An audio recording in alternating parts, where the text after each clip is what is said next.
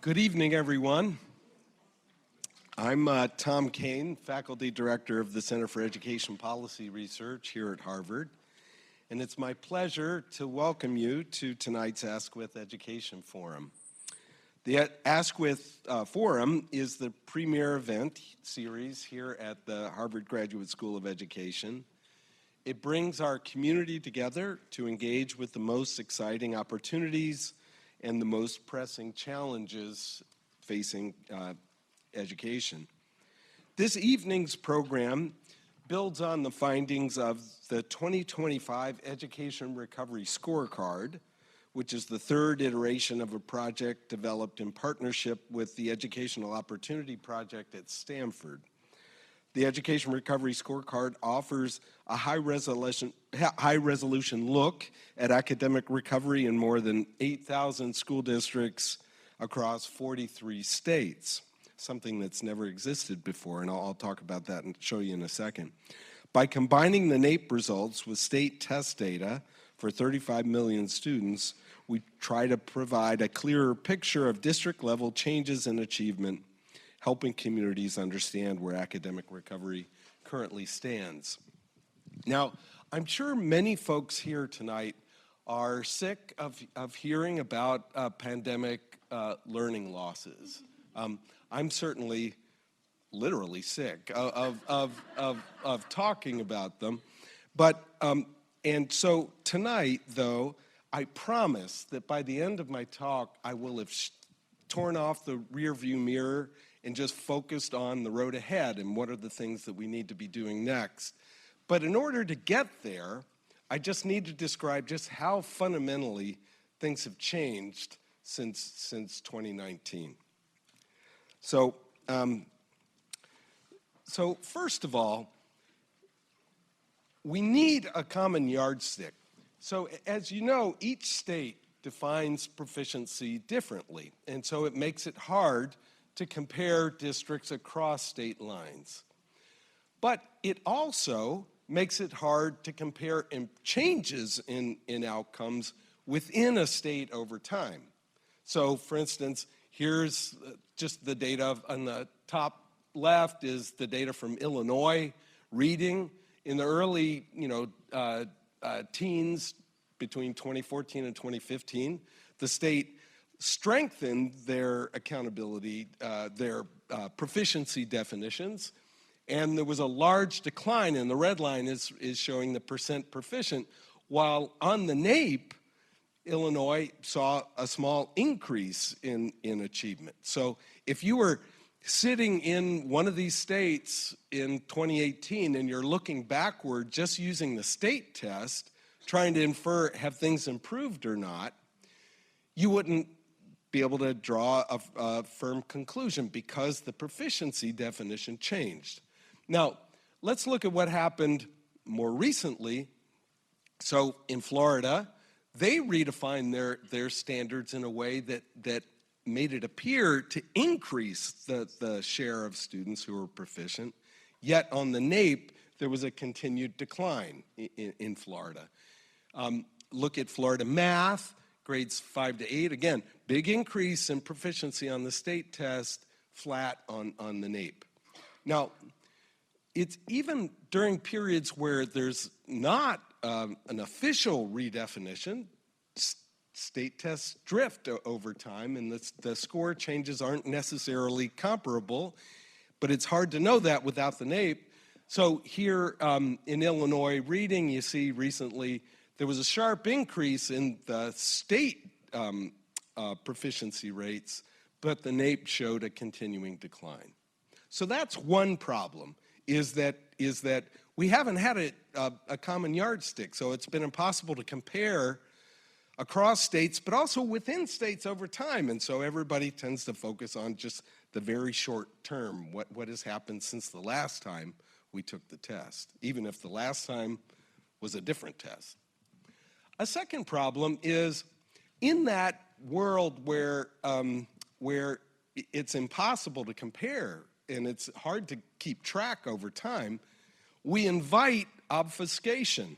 So here's data from, this is Lynn, Massachusetts. These are some graphs from the Education Recovery Scorecard where we just track what's happened to math performance in Lynn, stitching together the state tests over time using the NAEP and making it possible to compare what's happened. You can see that since 2019, there's been like a 2 grade level loss in math achievement in Lynn. It's the largest loss of any district in Massachusetts. It's one of the largest losses that we saw among districts nationally.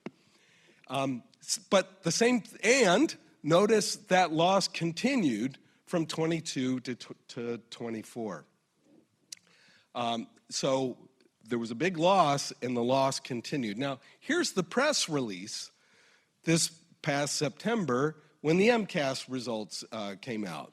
You'll find no mention of the fact that we've had a 2 grade level loss in achievement. You'll see, in fact, just the opposite. You'll see our schools increased in their overall percentile ranking, and 3 schools exited from the requiring assistance classification. Improved performance in science since 2022, not relative to 2019. Relative gains for students with 504 plans.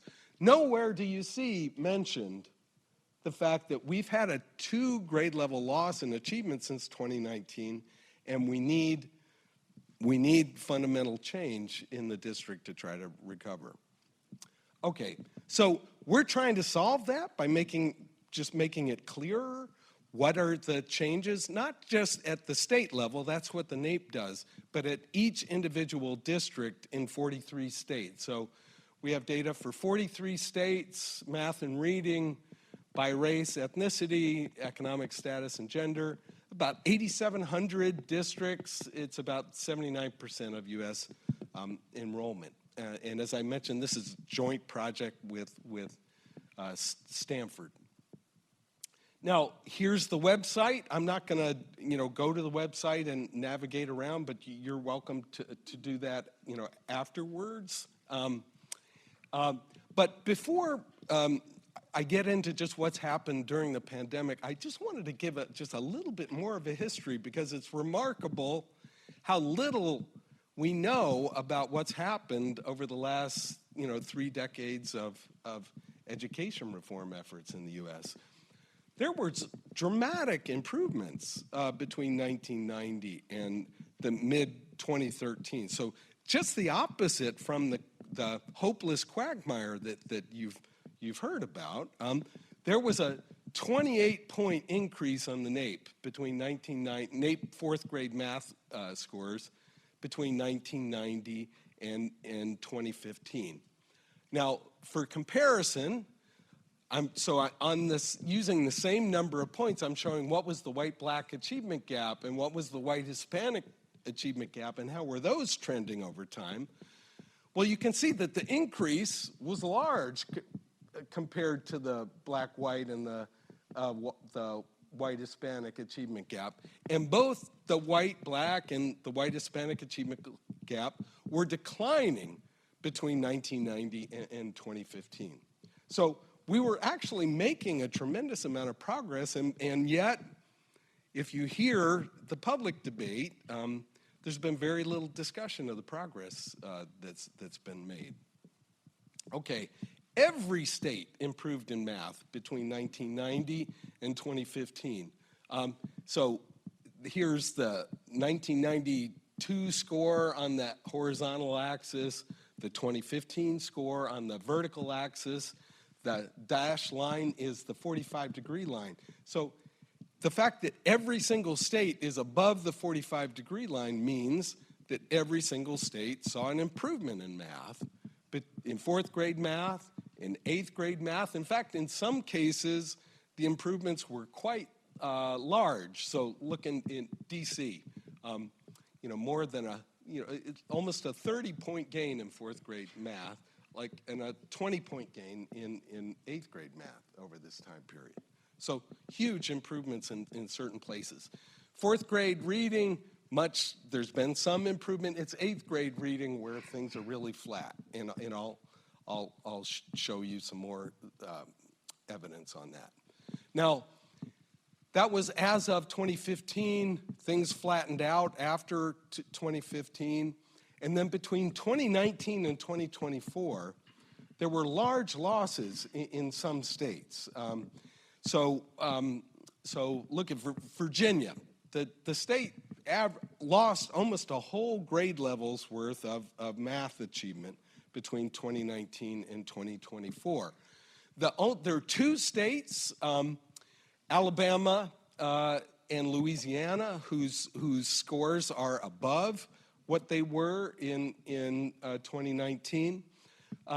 Louisiana isn't listed as having a statistically significant improvement, but still, they're unique or unusual among states in terms of being able to get back to where their students were in 2019.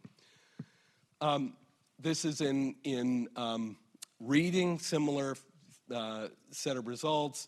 Alabama is up there in reading too, but Louisiana is the only state that had improved between 2019 and 24 in reading achievement.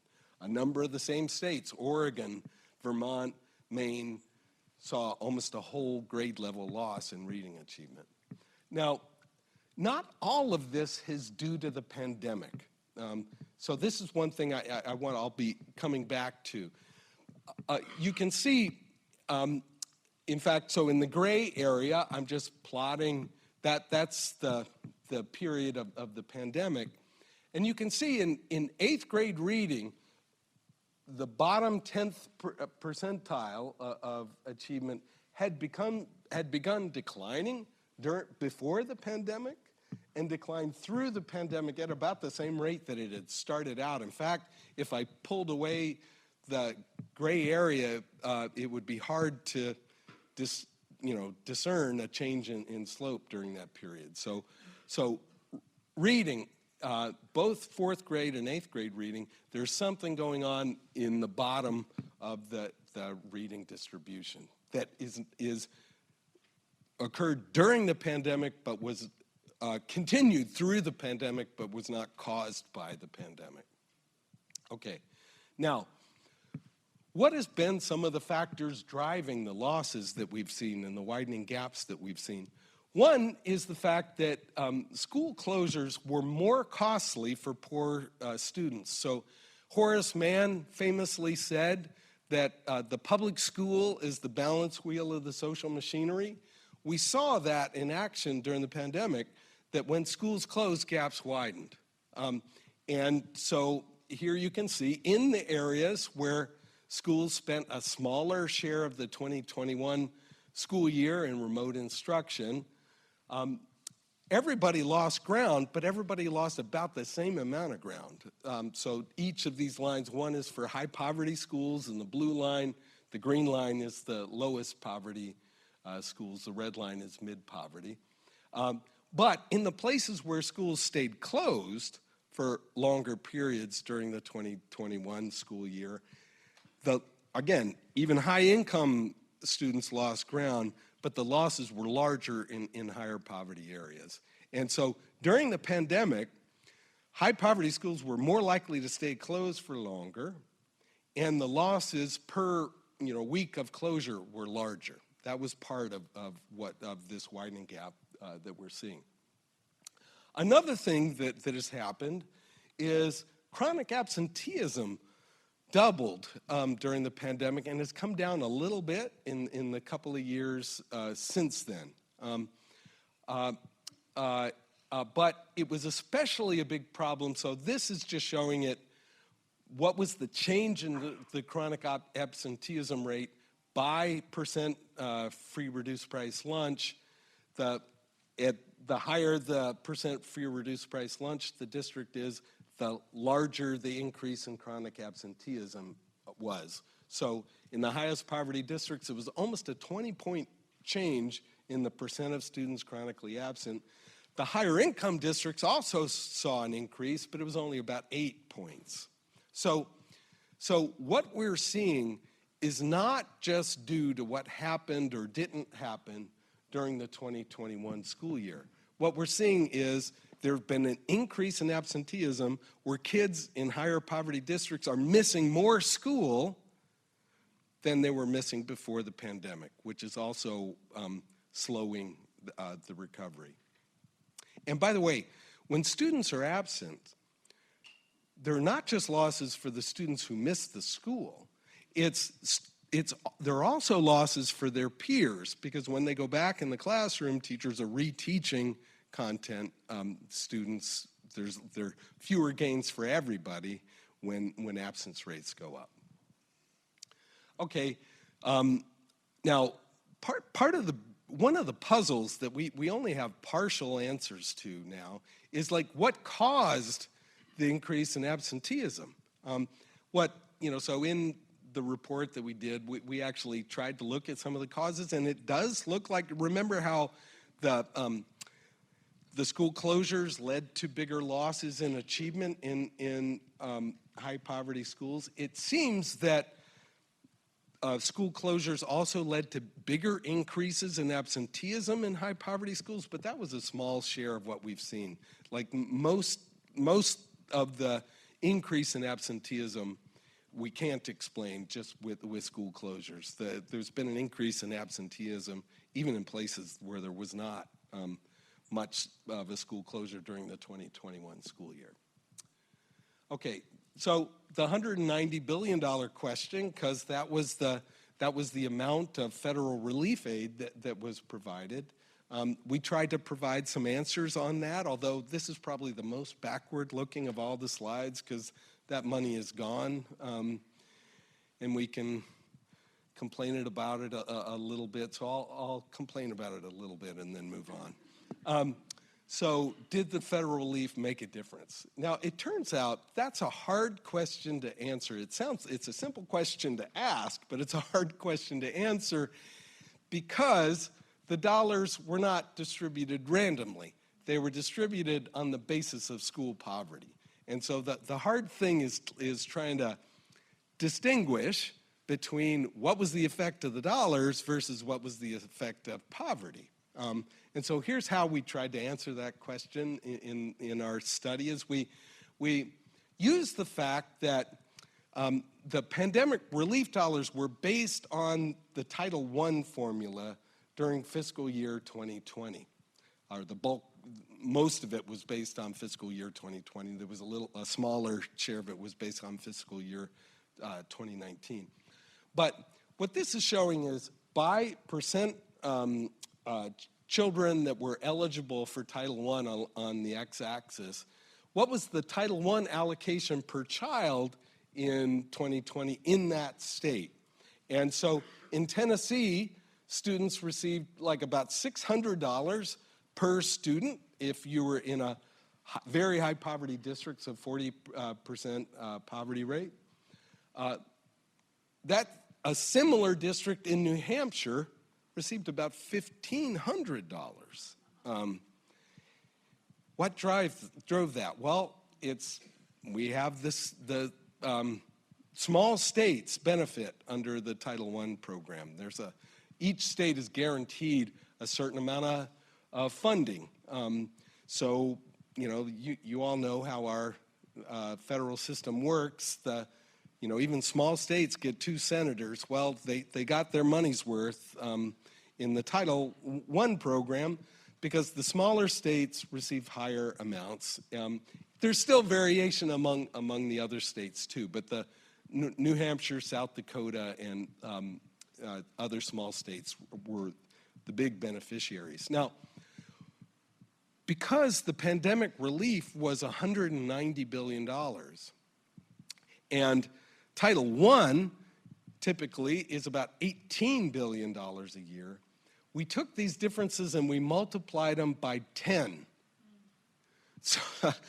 So if there was a $1,000 difference between a district in Tennessee and a district in New Hampshire in terms of Title I dollars, that translated into a $10,000 difference in the amount of money per student for that district, for those 2 districts in federal pandemic relief.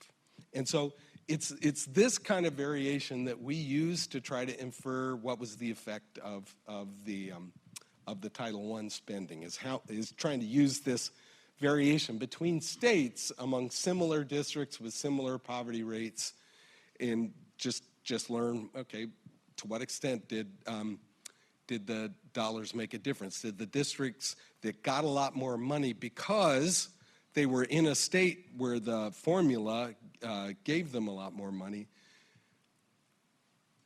did they have faster improvement in student achievement? That's how we're trying to sort it out. As you can see, like, the dollars were pretty targeted by free reduced price lunch status. In the highest poverty districts, the average district received about $6,000 per student, but the 90th percentile district received $10,000 per student. The 10th percentile district received about $3,600 per student. Okay, so what did we find? I'll save you all the regression results. We found that the pandemic relief had about the same effect per dollar as a general revenue increase. So there was pre-pandemic research on what was the effect of dollars spent. The pandemic relief had about the same effect as a general revenue increase, say from like a property tax, for instance. Now, that's positive, but it's not large. It's about 0.009 standard deviations or 0.03 grade levels per $1,000 per student. Now, the highest poverty districts, the average high poverty district lost about 0.7 grade equivalents during the pandemic. So do the math, they would have had to receive like $23,000, per student to close that, to eliminate that gap completely if districts spent the money the way they spent it. The problem was a lot of districts were only required to spend 20% on academic recovery, and we saw in California the districts that did spend more on academic recovery, the dollar value was about 3.5 times more impactful than if they spent it on non-academic things. Now, the important thing to remember is the American Rescue Plan passed in March of 2021. Remember that? We were all still locked up in our houses in March of 2021, and nobody knew how bad the achievement losses were going to be. I think there were a lot of people who were hoping, every parent saw that kids aren't learning as much as they would in person, but I think people were maybe hoping, well, maybe it's 80% as much, maybe it's 70% as much. It was only in October of 2022, so more than a year later, that the NAEP results came out where we learned just how large the achievement losses were. But so to some extent, this just seems like folly that only 20% was set aside for academic recovery when many districts would have had to spend all of their money on academic recovery in order to catch up. But partially it's a function of the uncertainty at the time that the American Rescue Plan passed. And then, of course, after that, it was hard to get anything passed in Congress. Okay, now, remember, I promised at the beginning I would throw away the rearview mirror and focus on the road ahead. This is the point where I'm going to do that. Number one, states and districts, especially the states and districts that remain far behind, will need to figure out some way to maintain some of the academic catch-up strategies that they were using the federal pandemic relief money to pay for. Now, states have flexibility under Title I to set aside 3% for direct student services, that's what DSS is, and also 7% for school improvement. Those dollars ought to be focused on academic catch-up kind of interventions, at least in the places where people remain far behind. Not everybody remains behind, but the average district does remain behind. Second, mayors, employers, other community leaders should join schools in tackling student absenteeism. As I mentioned, we don't know yet. We're starting some research trying to understand what some of the causes of the rise in absenteeism have been. But we know it's a problem. Our research suggested it did play a role in slowing districts' recovery, and students are not going to learn if they're not in the classroom. Districts are already paying teacher salaries, paying for the seats, paying for the curriculum. Just getting kids to sit in the seat offers some of the highest payoff. Even if that requires spending some money, it's worthwhile. Now, lowering absenteeism is one of the very few things that people outside of schools can help school districts with. Like mostly we've just sort of left it to school districts to figure out how to help students catch up. And that's unfortunate, but there's probably no alternative because most mayors can't teach Algebra 1. But mayors can do public information campaigns around student absenteeism. Employers can give employees more flexibility around school drop-off and pickup times. We need to be looking at, one of the things we're going to be trying to investigate is to what extent has, busing issues, transportation, the shortage of bus drivers played in increasing absenteeism. So now is time to be creative about trying to find ways to lower absenteeism. It's one of the highest payoff things we could be doing right now. And students will not catch up unless we solve that problem. Third, I'll show you in a second, one of the things that has just been amazing is, and I think has been a constraint on the recovery, is the misperception that parents have about the magnitude of the achievement losses.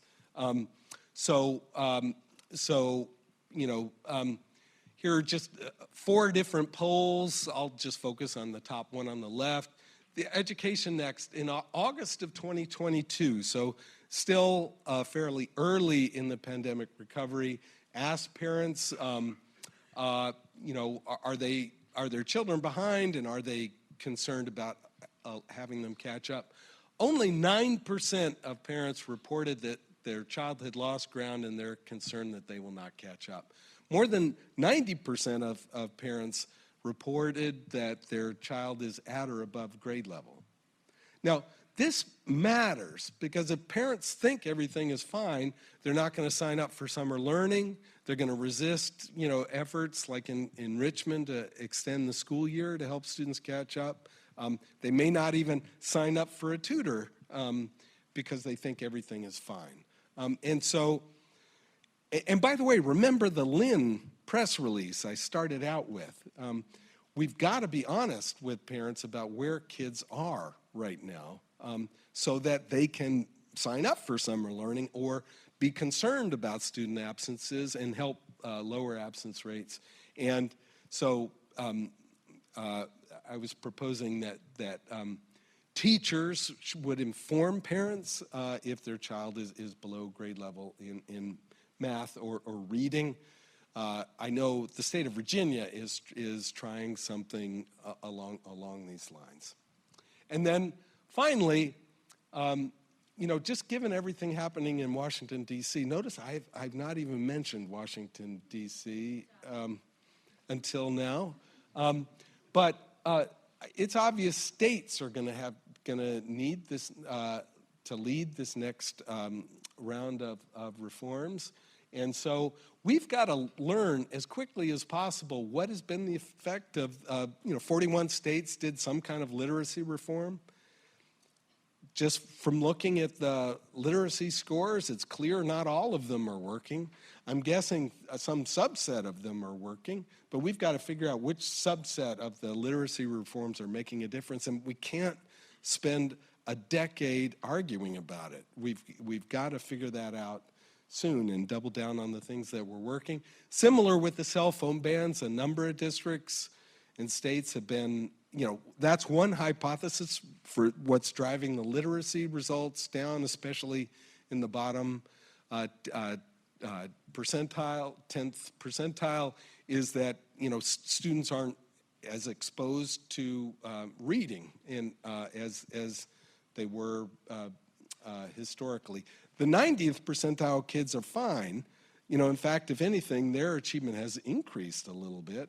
It's the 10th percentile kids that are really plummeting, and we've got to figure that out. One hypothesis is it's take away cell phones.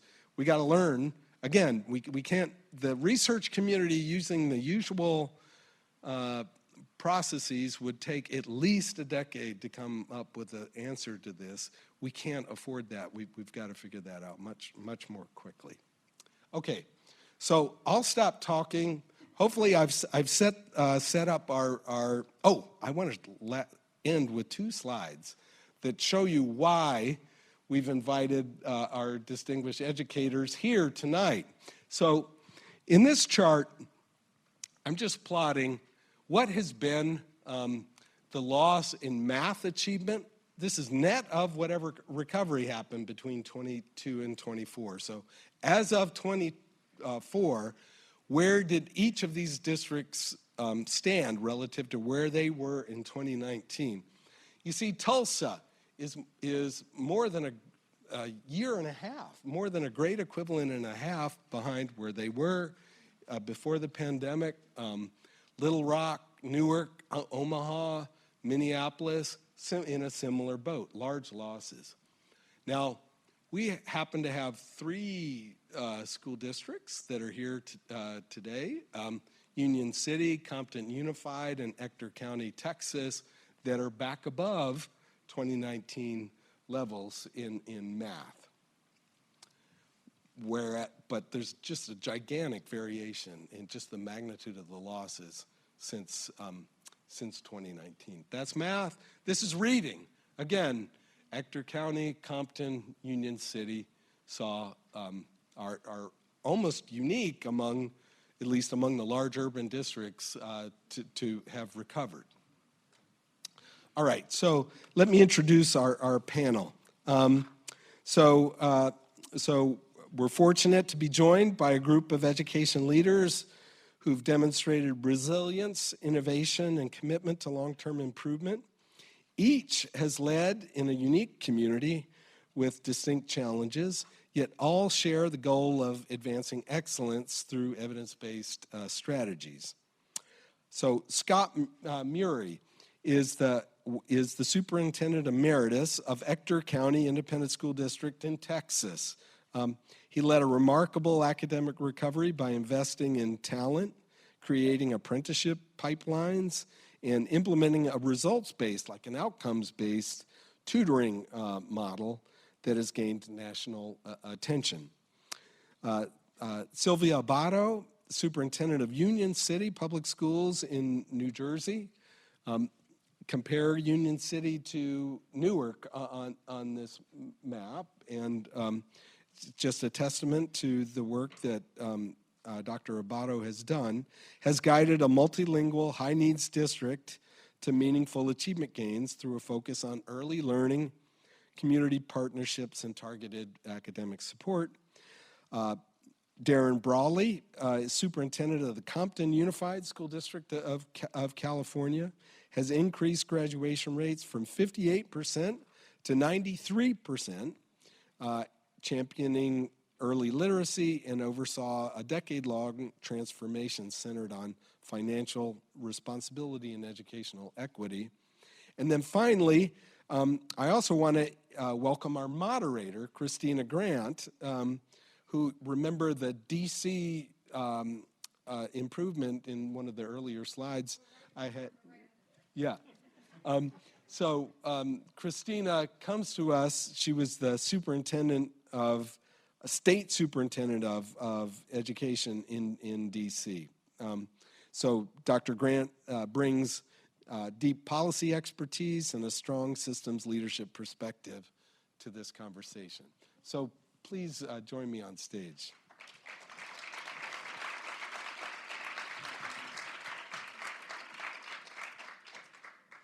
Tell you all, I'm so territorial over the District of Columbia.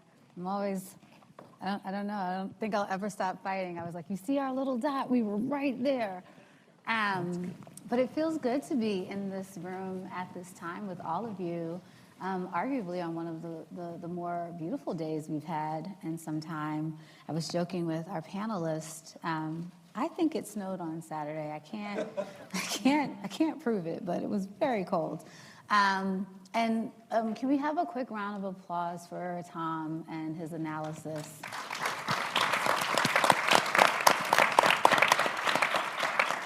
Two things are true. Tom does have a cold, and I was like, Tom, you can do it virtually. Yeah, that's why he's vanished to the corner. He's like, absolutely not. I must be in person. And honestly, it's not just a joy to work with Tom, but it's a joy to see the research come to light. This was DC's first year being included in the Recovery Scorecard. And so can you imagine you work for Tom Kane and you're like, how did we do? But the joy in this year's release for all of us is we do the analysis, we run it, we release 43 state reports, 8,700 individual district reports. And this year we did something different. We called out bright spots and wrote case studies where we moved from data points into actual practice and action. And I've had the privilege for most of the day to spend time with each of these three leaders that lead dramatically different systems with different realities, different children. But the thing that's true and brings us together is outsized performance, which told me then while I was in the seat and tells us now that academic progress can happen for children. And we can't lessen that even when times are hard and conceivably can get harder. I am supposed to have a clicker. Let's see if I can do this right. Great.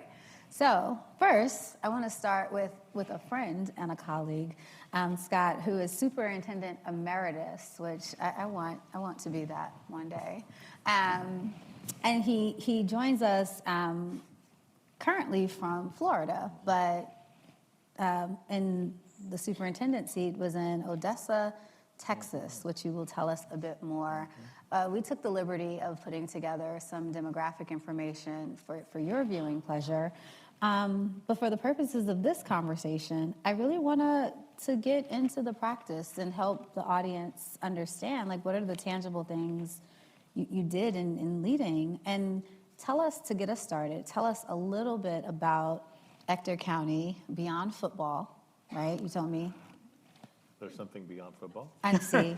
We had this conversation earlier. And what makes it so unique? So let's start there, and we'll kick off. Let's do it. So first, thank you for this opportunity. Appreciate it, Christina. It's good to be with you again, Tom, and thank you all for being here. So Superintendent Emeritus, I did the retirement thing on January 31st, and so that's Florida. That's where I heard people go there to retire, so that's what I'm doing, but had a wonderful 10 years in the state of Texas. Ector County ISD is located in West Texas, the city of Odessa, and from a football perspective, if you've ever watched the movie Friday Night Lights, that we are Friday Night Lights, that's where it was born. Permian High School is one of the high schools in that area. And until you live in the state of Texas, one might not fully understand the power of football in an environment. I learned that upon moving there, and the importance that game plays in that entire community. We serve 34,000 students. 75% of the kids live in poverty. We're a majority minority district. And in 2019, the district was on the verge of state takeover. The commissioner of Education for the state of Texas, because the district was so deplorable from an academic perspective, was on the verge of state takeover. We had a teacher absent, or not a teacher absent, teacher vacancy rate of 18%. Wow. So 350 teachers during the 2019-20 school year that didn't exist in our classrooms. And so that had been going on for years. And so teacher issues were a problem. And that, of course, led to many academic issues. Fast forward to 2024, and Ector County ISD was named the National School District of the Year. And so 5 years of significant growth, even in the middle of a pandemic, made good things happen for the kids in that environment. So That's ECISD. Thank you for being here. Scott is one of my superintendent mentors in the work, and so not just a thank you to the service to Ector County, but you've created a lot of superintendents, and so thank you for your service over time. Superintendent Abbo, like we have I could talk to you literally forever, not just about the student progress of Union City, but the tangible love you have for the work and for the children. Like, I don't know if you talk to someone and you're like, yep, let me pack my bags and get back in the classroom. That is what it feels like learning from Superintendent Abbo. Tell us a bit more about Union City Public Schools, and you have such an interesting story and journey to your service. So I won't take your limelight, but similarly, on the brink of state takeover, and you step in, and 13 years later, here we are. Tell us a bit more about Union City. Well, Dr. Grant and Dr. Kane, it's an honor being here. Union City, New Jersey is 1.4 square miles, has over 90,000 residents. It is very compact. We are 94% Latino, 84% receive free or reduced lunch. We decided as a district to give everyone free lunch. So we provide breakfast, lunch, and we also have afternoon programs where children get either snacks or dinner. So parents no longer have to worry about economic hardships of buying food and putting food on the table.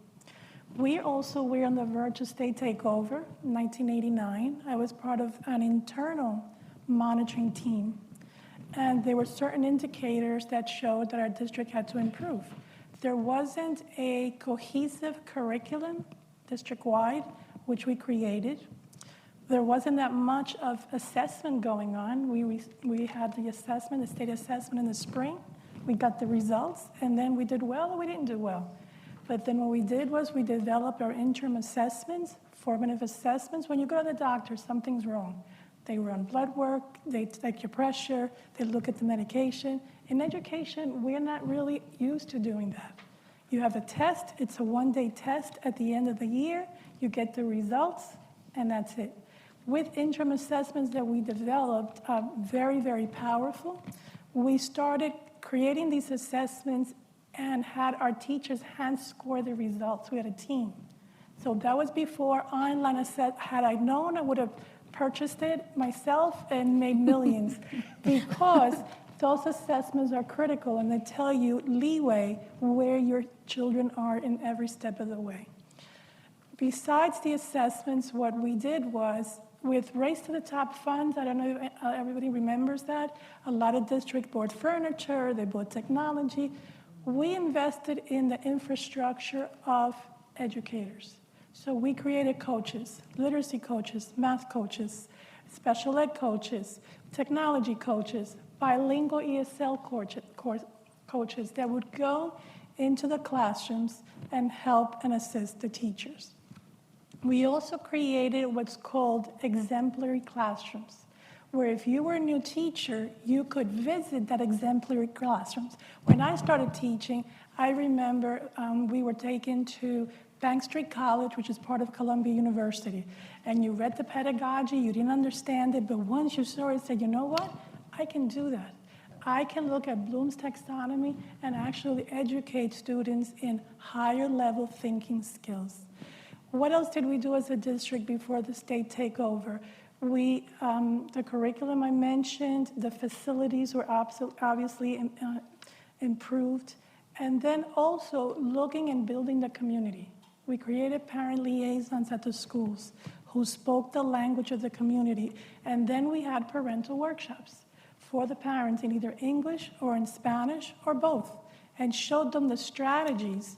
I remember I was talking to Dr. Grant. I said we had the Chamber of Commerce come and do a workshop for our parents, showing them in a graph what it would take for their children if they worked at a medial job, $20 an hour, et cetera, versus a college education.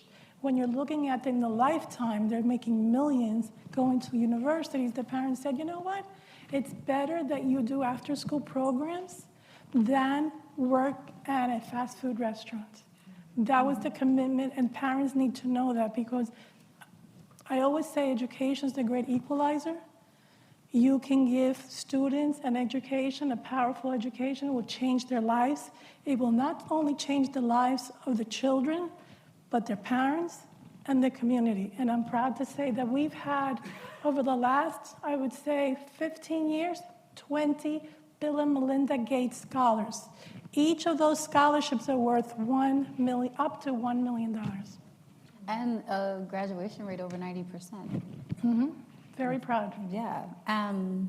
We're going to dig into all of this in a second, but last, certainly not least, I do want to turn our attention to Compton Unified School District.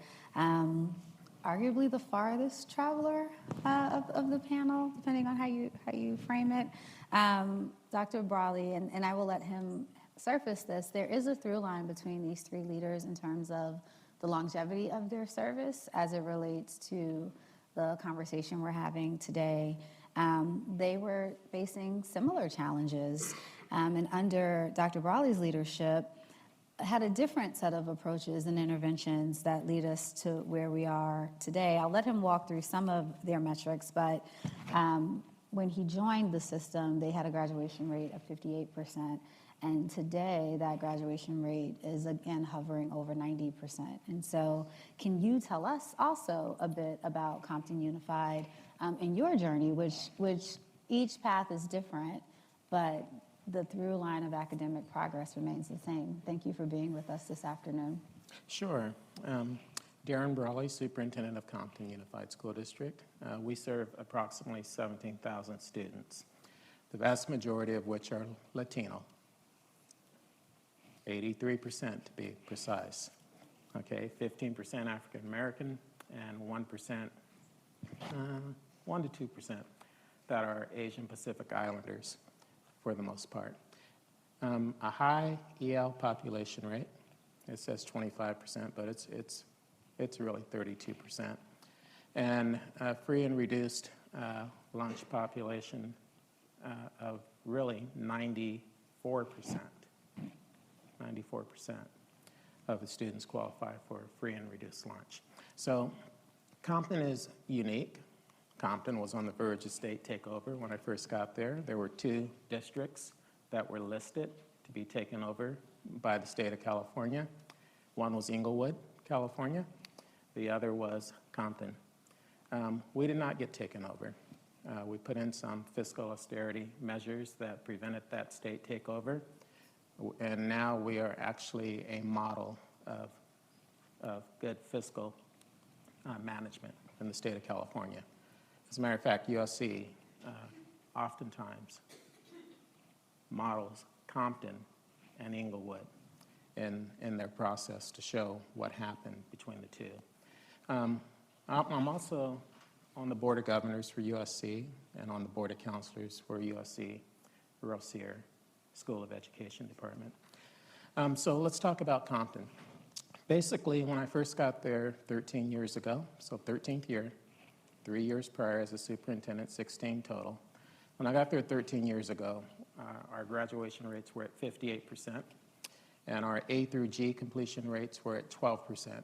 A through G completion rates is what qualifies students to enter into UC and CSU systems. It's a minimum of 15 courses. And those 15 courses by no way make you competitive, okay? So we were lagging behind every single district that we benchmark ourselves against. And it was really a laughing stock in a sense in terms of the outcomes we were producing for students that went through the entire system. Fast forward today, graduation rates are at 93%. Our A through G completion rate is at 60%, and next year, we're projected to be at 70% in terms of A through G completion rate.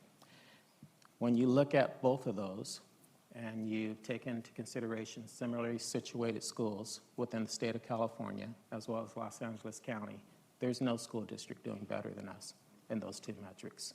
We are the best in the state, by far. You can clap if you want to. That's all right. Feel your feelings.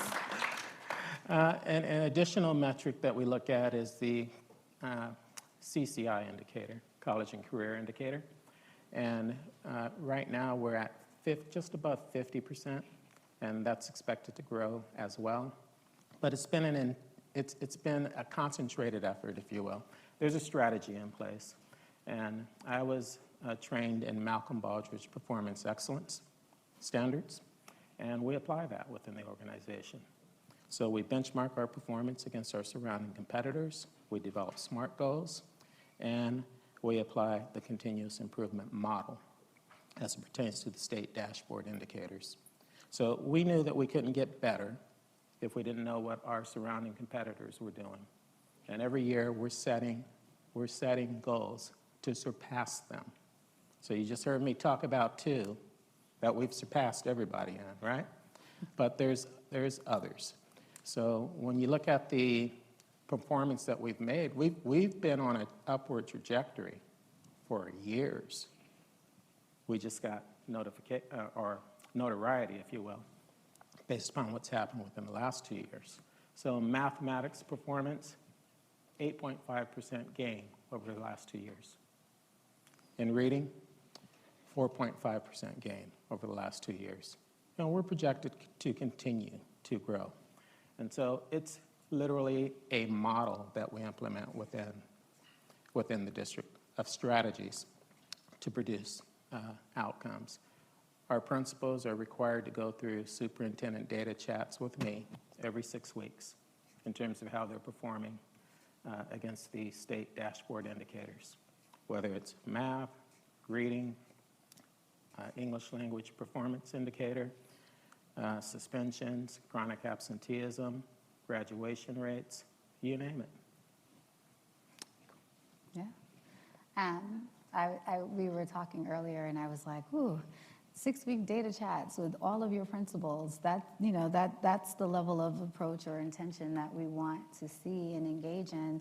And, for those of you who have children, I would challenge you to ask your child's principal, when's the last time they had a data chat with their superintendent? Because part of what we're trying to control for is, are the children learning? How do we know? And how do multiple levels of individuals who impact a child's life know? I want to kick us off with a question that is for each of you. And first friendly reminder that each of you received an index card when you joined us this evening. Should you have a question along the journey, please write your question on the index card and feel free to target your question to a panelist or ask a general question. We're going to save about 15 minutes at the end of this talk to engage in Q&A, and so please feel free to have your questions flowing. If you need a second card, raise your hand and someone will come bring it to you. I have had the joy of reading all of the case studies for each of your districts, but I want to start with a big bet. So when I think about DC, our biggest bet was a $40 million investment in high-impact tutoring. And could talk to you at length about that investment. It's assuredly why we are on the other side of progress in the slide that Tom shared. But starting with you, Scott, walk us through your biggest bet while you were navigating recovery, and what was the bet and what did we learn? So the first big bet we made was with our people. The number one factor that influences student achievement is the teacher, and the number 2 is the principal. And so we started with those 2. So everything from teacher residency programs, we offer a full year paid teacher residence for college seniors that are doing their student teaching. It's a full year with us. And then we offer those individuals a different level of compensation when they start within our system.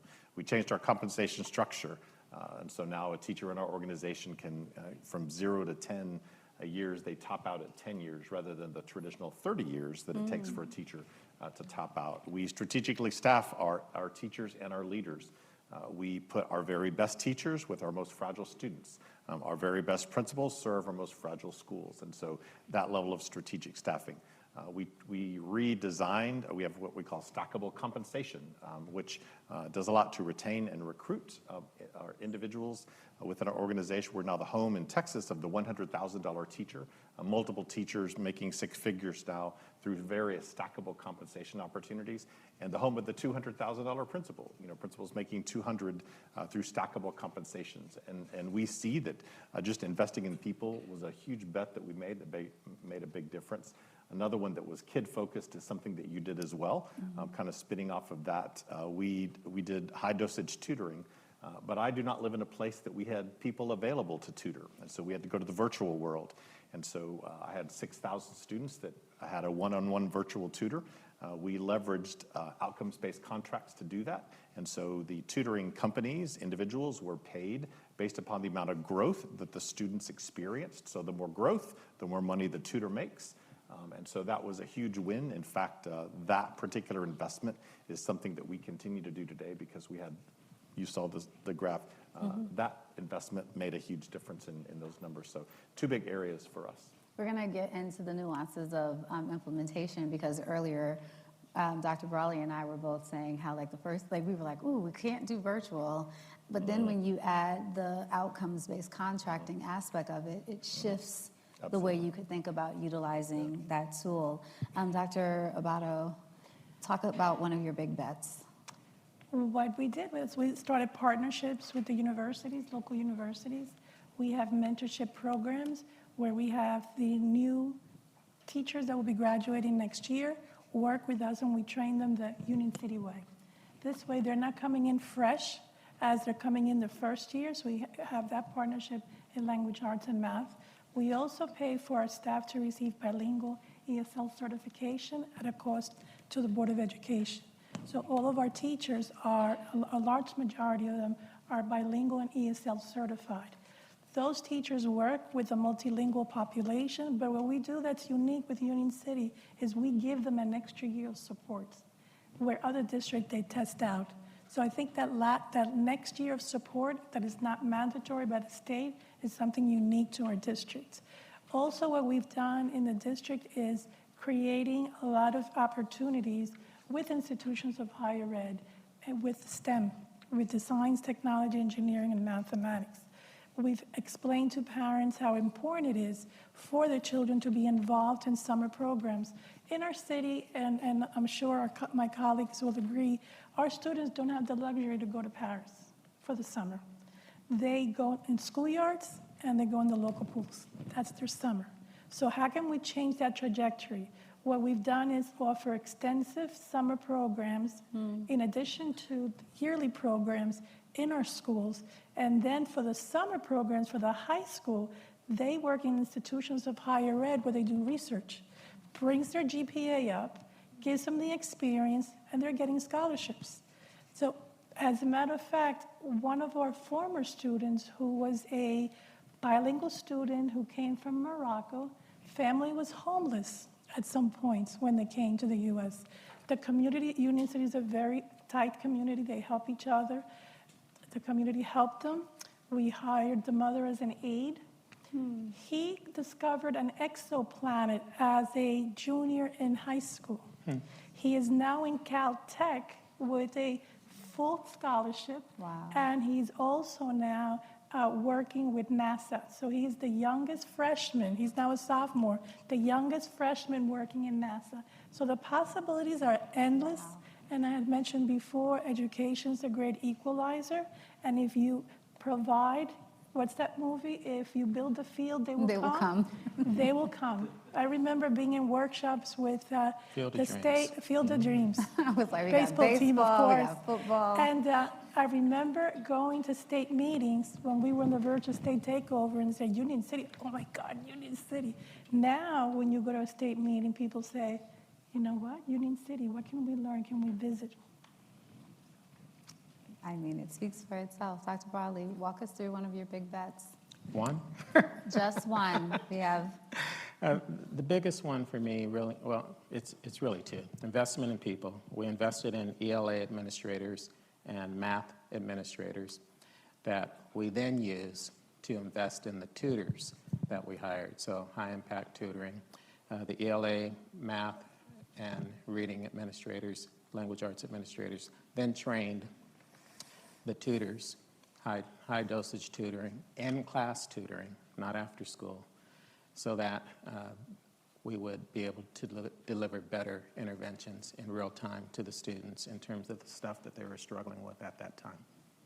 I think we could, I'm smiling and looking at Tom that I'm like, we could have a whole high impact tutoring session, but literally right now in Stanford, that's where they're having their accelerator conversation. I think there's an interesting through line around investments in people, and then investments in academic interventions, but nuances around implementation that, trust me, we waste a lot of money in this country on things that are not implemented well. And so I want to dig in that a bit further. I don't think either of you are actually going to tell me the mistake, but would love to hear, as we think about navigating the pandemic, walk me through an area where there was a misalignment or mid-course correction. I'll be vulnerable and go first. When we did our investment in tutoring, 30 days in, I was like, children are not getting tutored. I'm going to get fired. And I called up a bunch of courageous principals who trusted me, and they were like, Christina, it's the master schedule.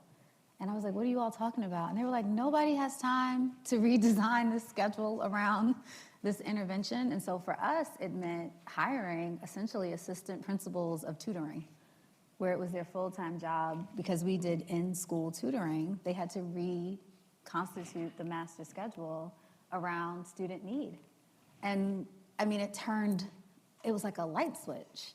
But had we not made that mid-course correction 40 days in, I mean, in many respects, I wouldn't be sitting here. And so would love for you to share. We start with like, what's a big bet? But walk us through some of those course corrections that had to take place.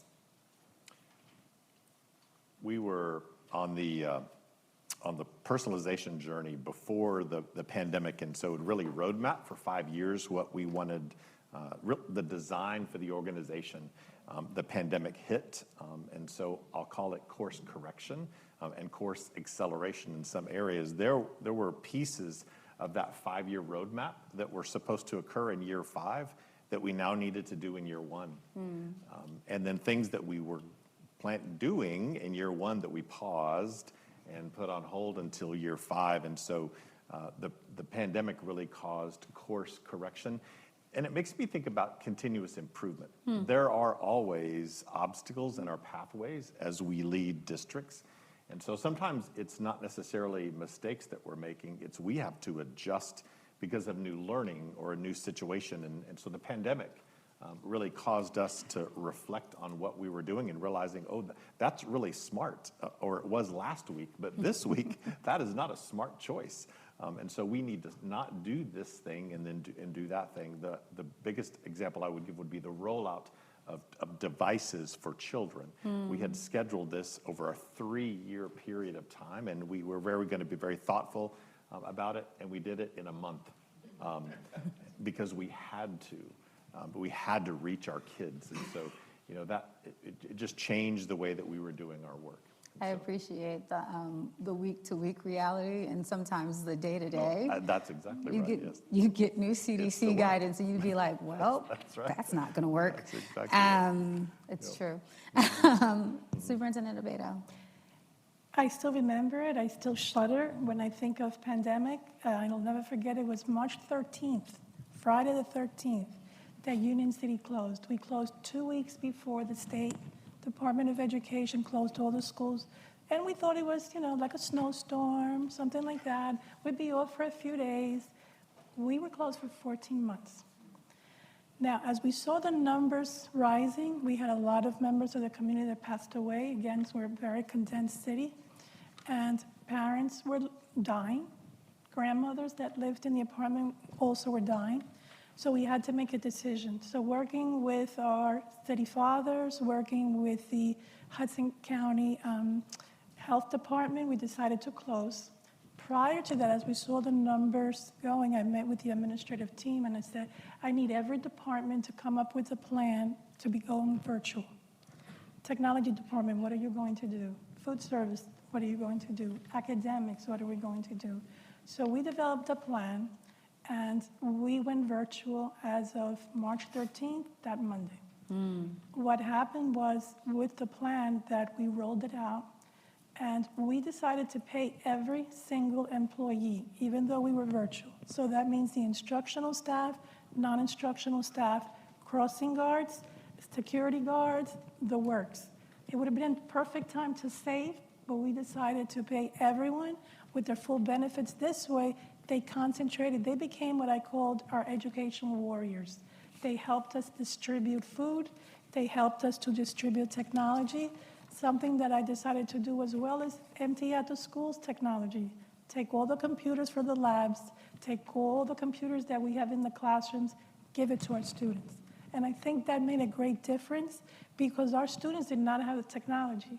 We also had a partnership with the local Cablevision because we have a lot of students that live in high rises, so they were able to give the hotspots, the Wi-Fi for the students. So I think that's key because a lot of districts were waiting to purchase technology for their students, and we did not miss a beat.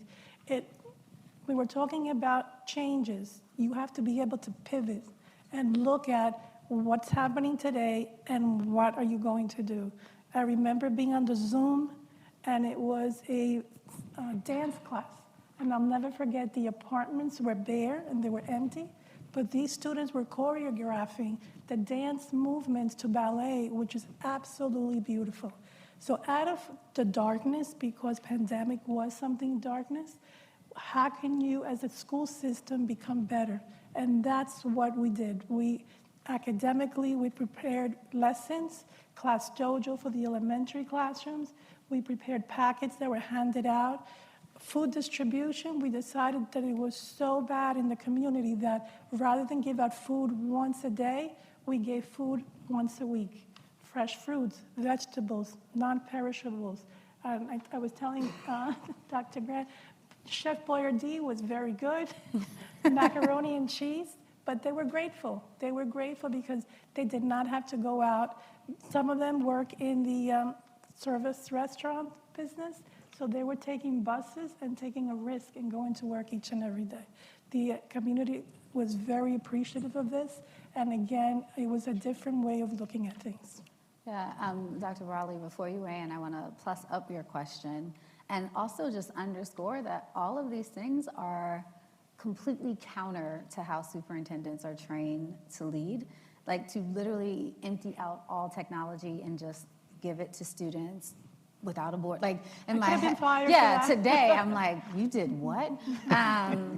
And most people miss that we were food distribution sites, we were medication sites. Like most people miss all of that was happening, but very few central offices actually ever closed. Because there was so much going on behind the scenes. And so thank you for grounding us in everything that was going on while academic progress was taking place. Dr. Brawley, I would love for you to weigh in on the question I just asked, but also give your thoughts. Like Tom told us, ESSER funding is gone. And you and we've already engaged in some good conversations. When you think about what worked and the big bets, or even a course correction, what are some of the tough choices you're facing right now? I don't think the choices will be tough. But before I even address the question, I'd like to acknowledge my board president, Makai Ali, is here from Compton Unified School District. He said it was a short trip. And when we talk about big bets, there's three things that come to mind. Tutoring, we pivoted from virtual tutoring. So pandemic hits in March, about March 19th, March 20th for the state of California. April, we have an agenda item to bring in on virtual tutoring. By June, we're done. It just didn't work for us. And we canceled that contract, and I was a big outspoken person in terms of how it did not work for us. The second thing, teachers. Teachers across the state of California were working from home. And we saw that a lot of teachers weren't working. They weren't putting in the time that they were supposed to put in. As a matter of fact, a lot of districts in California only had them working 2.5 hours. We didn't play that game. Our teachers worked the full day, and we made them come to work and work out of their classrooms. We invested heavily in technology to be able to do that. We didn't want excuses in terms of, well, I don't have internet at home, I don't have a device at home. So we provided smart boards, and they worked out of their classrooms to teach the students. The third thing was technology. We had invested heavily in technology, but there were a lot of dead spots within Compton. AT&T worked in this neighborhood. Verizon worked over here. Sprint worked there. So we had to figure that piece out, and we eventually leveled that out and got everything working. When you talk about the ESSER funds going away and how do you pivot, in California, we have the Learning Recovery Block Grant, which will not expire until 2028. So we're simply going to shift funding from the ESSER funds to the Learning Recovery Block Grant. We'll also make better use of our Title I funding in terms of how it will support the school sites. And we also have an additional funding source known as Expanded Learning Opportunity Program, which is for after-school services. So the combination of all three of those will more than make up for the loss of ESSER funds. So we won't be losing any momentum in terms of the things that we've put in place to serve our students. I'm going to stay with you for a second. We think about the shift. Tom has said this so well. We moved from recovery to like a reimagining. But what part of the K-12 system just needs to be rebuilt? You see, I listen to you. The part of the K-12 system that needs to be, well, there's a few of them, but I'll start with one in particular. The end game. So it does us no good to talk about improvements or declines. Certainly we need to improve in terms of student achievement outcomes. But if there's nothing at the end of the tunnel for students, and I want you to think about that, because with the approval of NAFTA years ago, a lot of jobs went overseas. It's cheaper for businesses to make their goods overseas. And our multinational corporations have left the United States. So Trump ain't wrong about that. That's a fact, okay? And so if we don't do anything about that, then we become a service sector industry. And I'm sorry, the United States can't exist off of just the service sector. So our kids have to have opportunities. Everyone in this room is in this room for a reason. Someone saw something in you that you yourself quite didn't see. They cultivated a relationship with you. They mentored you. They set you off in a certain direction. The difference between students that come from high wealth backgrounds and students that come from low wealth with high poverty backgrounds is opportunity. So if we don't provide the opportunities for students in terms of pre-apprenticeships, apprenticeships, internships, then our kids will not be able to compete, regardless of how well they do in school. There will still be that void because they don't have the relationships to develop those opportunities. So that's a void in the educational system. We used to be the best at one time, 50 years ago, maybe 60 years ago now, when it came to CTE opportunities and things like that. A lot of countries learned from us. They took back and they improved on that. We've let that go by the wayside. Everyone's not going to college. So there has to be something that we're focused on in terms of providing those other opportunities for students to be successful and make a living wage within our country. Yeah, even as we sit in Massachusetts, we always say, like, we're first for some. Mm-hmm. We've got to push ourselves to make sure that, you call it opportunity, I say that we have an access gap. We have more options. I mean, we have the first world problem in terms of what children could have opportunities to explore, but children don't have access. If you have a question, please put your card in the air. Our really good friend Sam is going to run around and collect them. We're going to get to questions in about 5 minutes. Superintendent Abbo and Dr. Murray, what needs to be rebuilt? I would tackle the human capital opportunity that we have. We do not have enough teachers in any state today, and if we continue to think about the role of the teacher the way we always have, then we will not be able to provide opportunities for kids. And so I think it is creating the way that we educate children and redefining the role of the teacher. One of the strategic stepping things that we've done is to think we've created a new teacher role in our own organization. And so we have a teacher that teaches 50% of the day. And these are master teachers. They're identified as individuals with 3 years of quality teaching experience that have evidence that they grow children.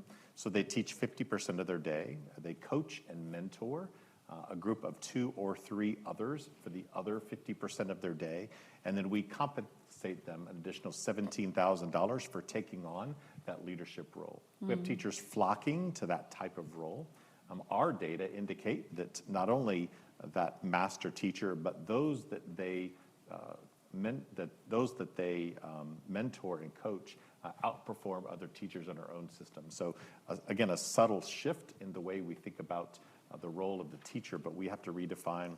The second piece I would add is the Stanford conversation that they're having tonight, and that is about artificial intelligence and tutoring.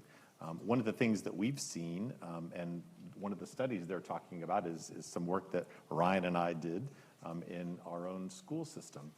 We matched tutors, virtual tutors, with AI technology, so the AI supported the tutor, not the student. And if you put tutors in 3 categories, a great tutor, a good tutor, and a fair tutor, what we saw based upon data was that with AI support, a fair tutor becomes a good tutor, and a good tutor becomes a great tutor, or they become a little bit better at being good. But everyone improves. And what happens to student achievement across the board? It increases. So if we take that same concept and think about how can we be supported, how can the artificial intelligence be our support, if you will, how does that work in the world of a teacher? What does that support look like? How does it change the role? How does it redefine the role? How does it make today's teacher more effective? How does it make today's leader more effective? And so I think all of these are opportunities, but it's a human capital investment that we must make. And again, it is thinking differently about the way that adults support learning in our schools. Dr. Abbo, what needs to be rebuilt? I think first you have to start with the early grades. Early childhood should be mandatory and paid by states in every state of the U.S. Say it again. When you have that foundation, I always say, when you have a foundation built on blocks, it will last a lifetime. If you build it on sand, it will collapse. We had our students that went through the preschool program, and that first cohort in their exams in the New Jersey Ask, which is the 4th grade assessment that New Jersey gave, they went up 40 percentage points. I'm not talking about 2 or 3, 40 percentage points. I think there is not enough investment in early childhood because, again, that's the basis. Parents pay for daycare. They should not have to pay for daycare. 3 and 4 and 5-year-olds should be educated for free. That sets the basis. Then you consider the middle grades and the higher grades. You promote as much possible, again, in STEM, science, technology, engineering, and math, because that's the future. That's the future for all of our students. So you're building literacy, you're building on STEM, you're showing, kids are excited about hydroponics, growing their own vegetables, especially when you're living in an urban city. When you see the tomatoes and the basil, it tastes different. Students are very interested in coding. They're very interested in the maker space. I was just in another building here in Harvard, and I saw that you have an innovative room. Students would love that. And I don't see the funding from the federal government for that, because you have to have fun when you're teaching. You have to let the students know that they matter. And you have to promote education. I think Our teachers are our best warriors in the classroom each and every day. They went through the pandemic, they were heroes. Now people forget about that. They are with your children each and every day from 8 to 3 o'clock, sometimes 8 to 6, because some of those teachers are tutors, and they do tutoring with our students. And again, you build that foundation, and as educators, there isn't that much dialogue about data, which is very important, interim assessments, formative assessments, how do you look at assess? I was sitting here when Dr. Kane was presenting, and it was an honor to see where we are and how much we have in common. Here you have Texas, California, New Jersey. I mean, take a picture.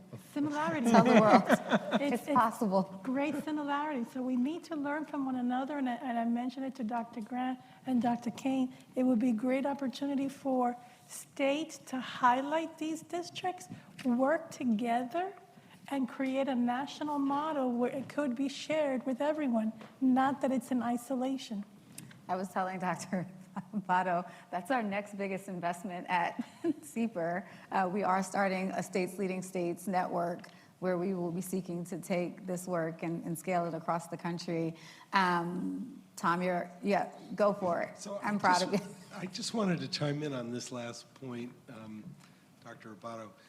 So remember, I started my presentation showing that it's been hard to track achievement at the district level. There are like 26 districts, I think, that are part of the TUDA assessment as a part of NAEP.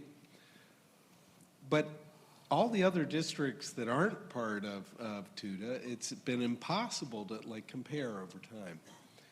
And by doing this and by updating it regularly and making sure the data are fresh, the whole point is to make it easier to recognize, leaders like we have here tonight. So if you had said, Odessa, Texas, Union City, New Jersey, Compton, California are going to be at the top of the list in terms of, places to celebrate achievement growth, it was impossible to do that before. And people were overlooking the progress that was being made. And so we're trying to make that easier to see, trying to shine a spotlight on that. That's what we're going to be trying to build on that. So each year, have a group of districts, not just that recovered from the pandemic, but a group of districts that have strung together like a 5-year run or a 10-year run of improvement, and just make it easier to see that. That's been harder given it's been impossible to see that until now. I'm going to try to ask 2 questions very fast. One is a point of personal privilege, because my former boss is here, who, hear me out, you totally were my boss. So in Washington, D.C., students serve on the State Board of Education. And so for my entire time as superintendent, Liv was a state board member, and she's currently a student at Harvard College. And so her question, I know, right? Full circle moment. I'm like in my feelings. And I remember when she got into Harvard, that was a very special day for all of us. But Scott, can you answer this question? How did you think about shifting your district priorities in the context of ESSER cliffs? Because I know Dr. Brawley covered it in terms of what California will be sustaining, but how did you navigate your system through that? Yeah, so we look at the investments that we made in using the ESSER funds. Some of those investments produced results that were decent, but some of those investments produced amazing results for kids. And so when the cliff came, we looked at what are those investments that were really great, and then what are we doing in the general fund? What are we paying for today that we no longer need to pay for? And so what good things can we replace with great things? And I'll lift up virtual tutoring with outcomes-based contracting as a great example. So in our system, we spend $12 million in ESSER money on virtual tutoring for 6,000 students. So we needed to carve out $12 million in the general fund budget. And it meant that we needed to get rid of some not bad things, but actually good things. But they weren't great. They were just good.